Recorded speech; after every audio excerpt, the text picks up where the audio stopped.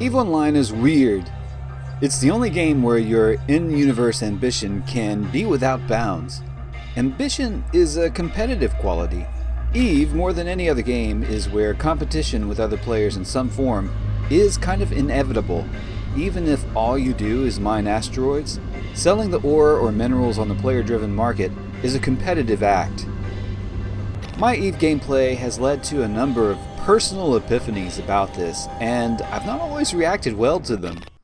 I grew up watching Star Wars, so of course I wanted to be a Jedi, and I watched a lot of David Carradine as a Shaolin monk in the Kung Fu series. Therefore, my outlook on life has a kind of Eastern bent to it. Even a lot of Westerners today have this view that ego should be looked upon with disfavor. Too much self-importance causes a lot of problems, a lot more than it solves. Competition in gaming, sports, or even everyday life would seem to mean that the name of the game is self-importance. Well, in many cases this is true, but I'm going to tell you how EVE taught me to get around this idea. You see, EVE, for a lot of people, is all about rising to the top and becoming the big kahuna. This is why some people love to post their kill mails, brag about their wealth, use their giant Titan capital ship and swing that around, and start wars thinking that they are better than their rivals. On this premise alone, the one where they think they're better than someone else, and therefore have no respect for their opponent, they expect to win. Or they may believe they are the victim when they lose. Okay, but there's a problem here. Winning and losing, just like in real life, are highly subjective. I would even go far as to say that the concept of winning and losing is more illusion than reality. Here is one way to make this point. Let's say you took your mighty rattlesnake battleship to a low security system where other players such as pirates can freely attack you. You weren't worried because you'd done it for several nights in a row and you're in a big battleship. Not something that can be taken down easily. You were warned by an obsessive corp CEO not to do this, but you enjoy doing it and find his warning to be a bit blown out of proportion. One night, another player in a smaller destroyer, a Kikamura, shows up at the asteroid belt where you're blasting NPC ships. A mere destroyer is no match for you. You're not worried, and make no attempt to escape at first. The destroyer engages you from some distance, disrupts your warp drive, and before you know it, the entropic disintegrator beam is ramping up damage to a far greater level than you knew a destroyer could do. That Kikamura is too far away and too fast for you to close on it. You send speedy combat drones after it, but the drones you send only inflict glancing blows, as they are also too slow to really close and apply that much damage. Eventually, the alarms go off. Your hull damage indicator fills to red, and you soon find yourself in an escape pod amongst the debris of your once mighty battleship. This seems like losing, but the reality is, if you were paying attention, you would have come away from this conflict with many potential wins. Obviously, knowledge is the big takeaway, to know that a lone battleship is inherently vulnerable in low security space. And tactics, such as whether the drones you use are fast enough to catch smaller ships.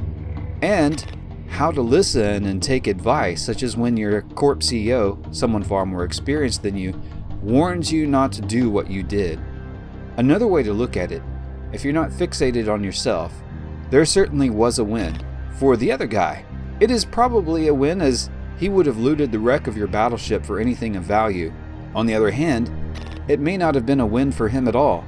It could be that everything of value was destroyed, leaving him nothing, except bragging rights. One day, in the never-ending journey to vanquish my ego, I realized this, that all victories and all defeats are kind of illusions, and that this obsession with winning is ultimately useless, leading to nowhere in particular.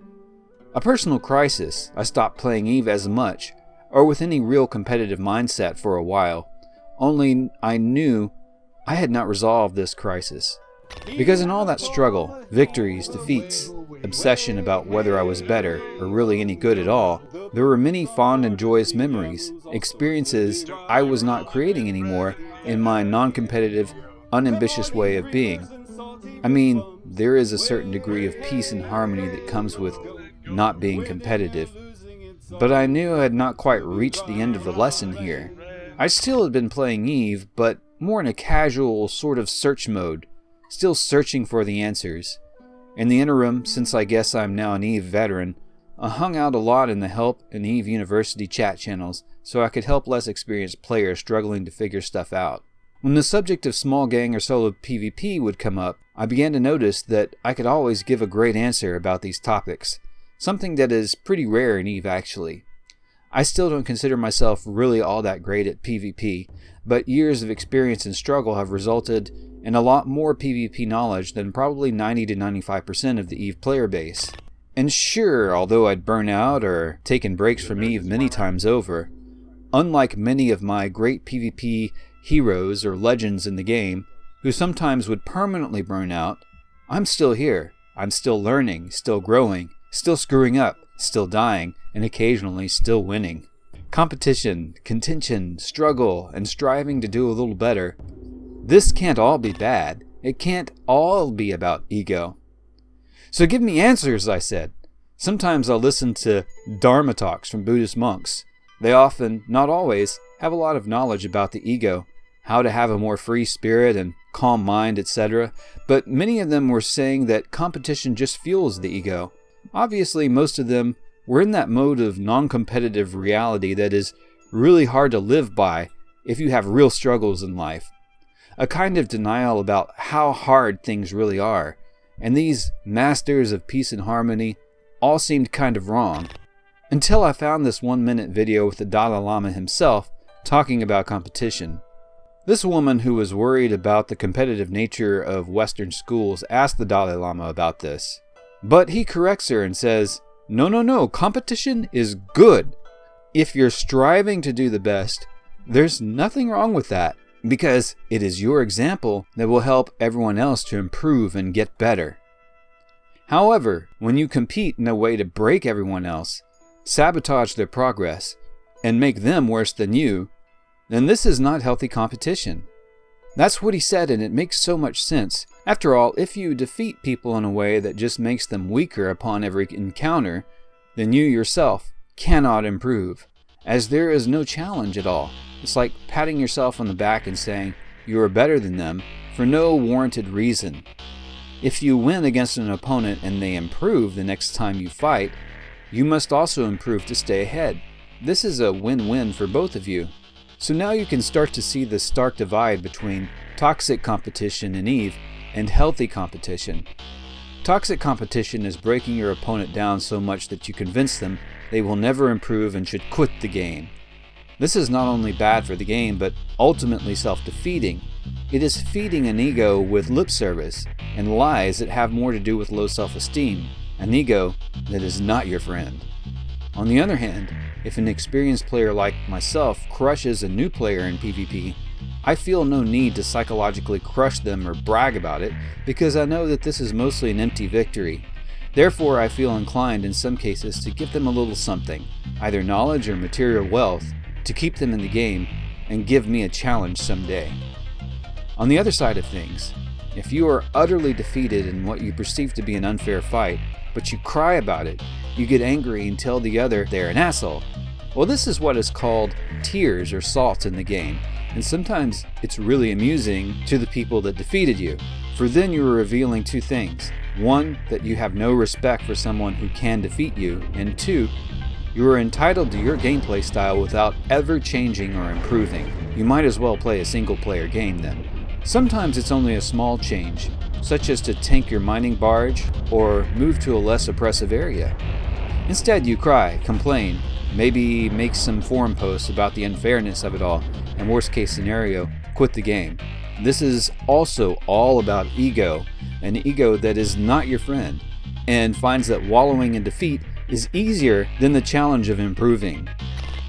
A healthier way of dealing with this is to be aware, to make changes, keep playing, and most importantly, have some respect for the ones who defeated you. You might even ask them how it was that they found you or defeated you so easily, and most of them will gladly tell you. You will come away with something far more valuable than the ship you may have lost, such as knowledge. occasionally a refund for the ship if they like you, and possibly even a new friend or powerful ally. In conclusion, play Eve, expect competition, embrace it.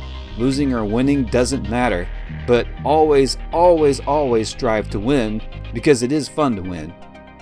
When you win, never ever ever let it go to your head.